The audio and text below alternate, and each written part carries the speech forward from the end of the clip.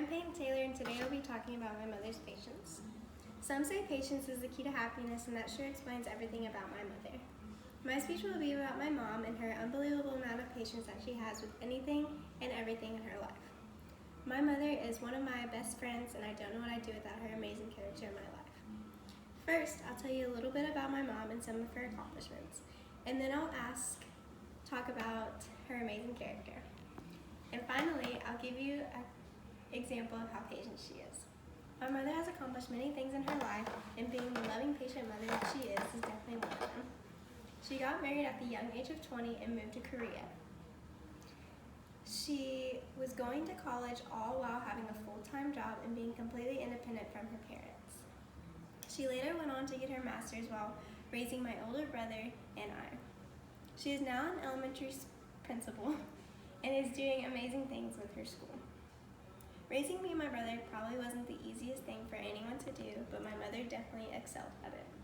She was super involved in everything that we did and loved every minute of it.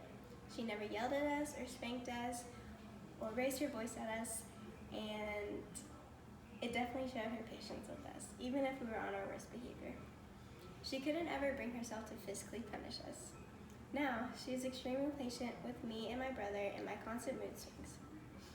She always knows how to handle me and knows exactly what to say, even on my worst days.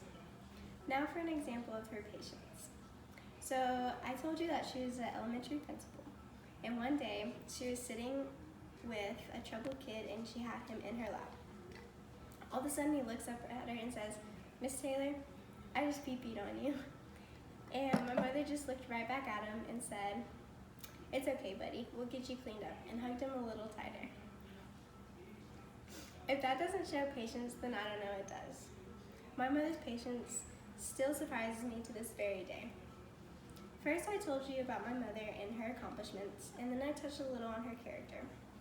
And finally, I finished with a story that represented her amount of patience with kids in her school and with us.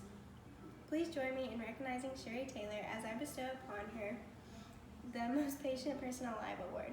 Congratulations.